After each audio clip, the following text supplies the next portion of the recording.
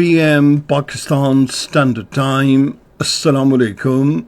This is Radio Pakistan. The news read by Daman Zaman. The headlines. The Prime Minister has expressed satisfaction over the positive trends in macroeconomic indicators. The Federal Cabinet has approved 5-year extension of exemption on import of life-saving medicines. Pakistan and South Korea have agreed to support mutual economic growth and technological advancement. India is deploying 20 new battalions of the Central Reserve Police Force in the Indian illegally occupied Jammu and Kashmir to strengthen its suppressive hold over the territory. 43 Palestinians were martyred by the Israeli forces in Gaza today.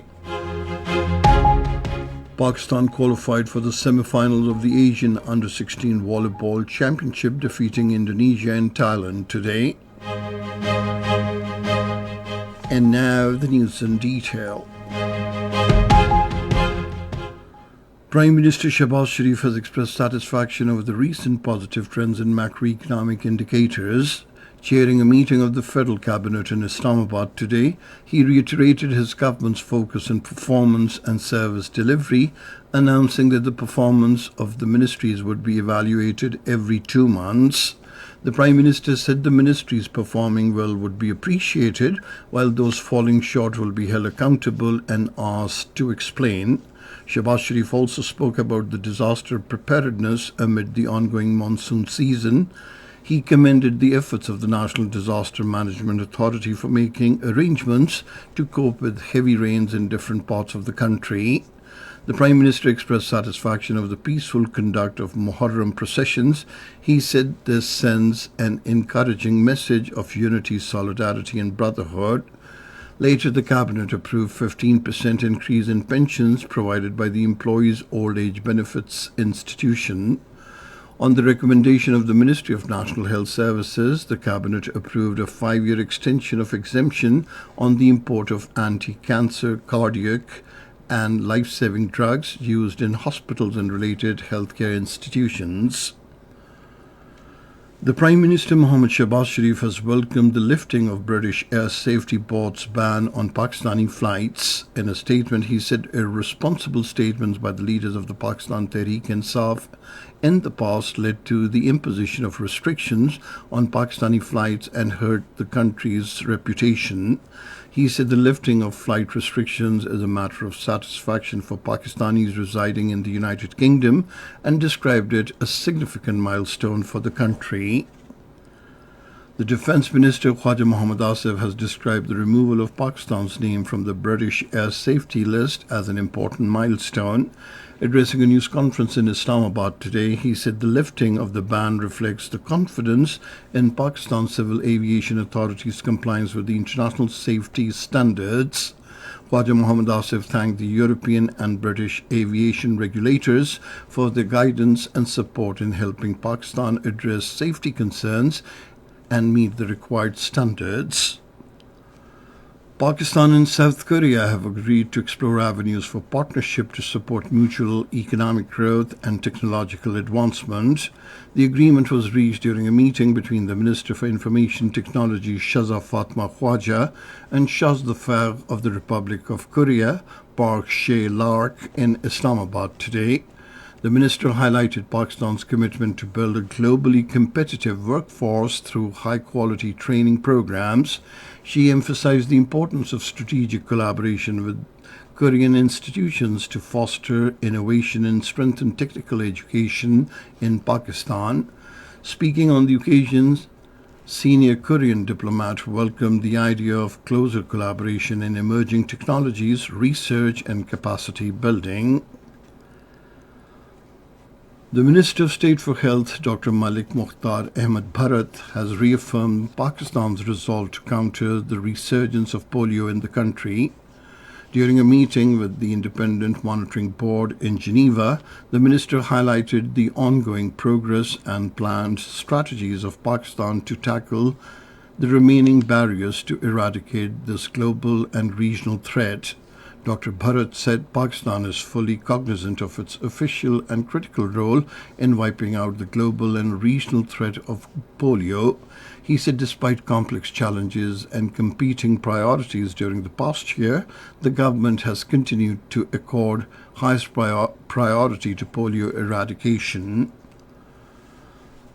The federal government has decided to close the operations of the Utility Stores Corporation by the 31st of this month with voluntary separation scheme for its employees. The decision was taken at a meeting of a committee constituted to oversee the Utility Stores Corporation's closure and privatization held under chair of the Finance Minister Mohammad Aurangzeb in Islamabad today.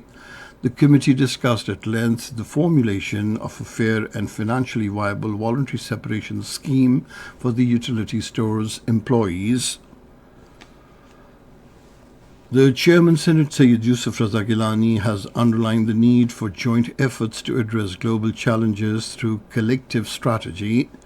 During his meeting with the Interparliamentary Speakers Conference, Secretary General Eknath Dhakal in Islamabad, both the leaders discussed the proposed conference scheduled for November in Pakistan.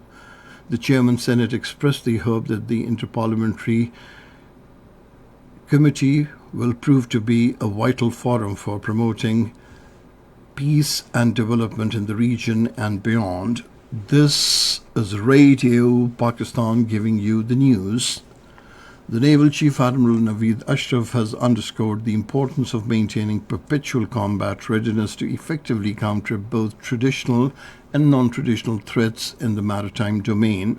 He was addressing the concluding ceremony of the Commander and Staff Conference of the Pakistan Navy in Islamabad today. Admiral Naveed Ashraf commended Pakistan Navy's proactive measures in ensuring continuous flow of supplies through sea lanes of communication and uninterrupted operations at seaports. India is deploying 20 new battalions of the Central Reserve Police Force in the Indian-occupied Jammu and Kashmir. The move aims to strengthen India's suppressive hold over the occupied territory. The new battalions prove that India fears prolonged resistance from the freedom-loving Kashmiri people. Despite nearly 1 million troops already stationed in the territory, the Modi regime continues to rely on militarization rather than resolving the Kashmir dispute through the implementation of the United Nations resolutions. In tandem with its military build-up, the occupation regime led by Lieutenant General Manoj Sinha has seized 3 more civilian properties in Budgam under the Draconian Unlawful Activities Prevention Act. The police also confiscated 2 houses and agricultural land belonging to local residents. Meanwhile, the All Party's Hurriyat Conference spokesman, Advocate Abdur Rashid Minhas, in a statement issued in Srinagar, condemned the confiscations, terming the move as part of a broader strategy on the part of the Modi regime to change Kashmir's demographic structure. At least 43 Palestinians, including 21 people seeking humanitarian aid, were martyred in the Israeli attacks across Gaza today. According to Gaza's Health Ministry, 15 of the 8 seekers died from a stampede and suffocation due to tear gas fired at the Palestinians seeking food at a food distribution hub in Khan Yunis. The American President Donald Trump will meet the Qatari Prime Minister Sheikh Mohammed bin Abdulrahman Al Thani today to discuss Gaza's ceasefire talks. The two are also expected to discuss efforts to resume talks between the United States and Iran to reach a new nuclear agreement. More than 100 people have been killed due to heavy monsoon rains in northern India. Heavy rains lashed the state of Himachal Pradesh over the past few weeks.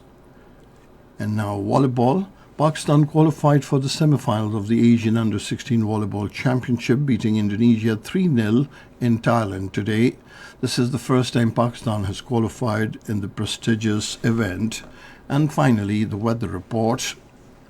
Widespread intermittent rain with wind and thunder showers is expected in the Punjab, Islamabad, Khyber Pakhtunkhwa, Kashmir, while at scattered places in northeast and south Balochistan, southeast and upper Sindh, and Gilgit-Baltistan.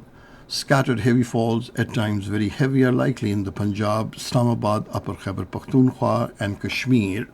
And that is the end of this news bulletin. For more news and analyses, log on to our website, radio.gov.pk, and you can also watch the live video streaming of our bulletins on the link facebook.com/Radio Pakistan News Official.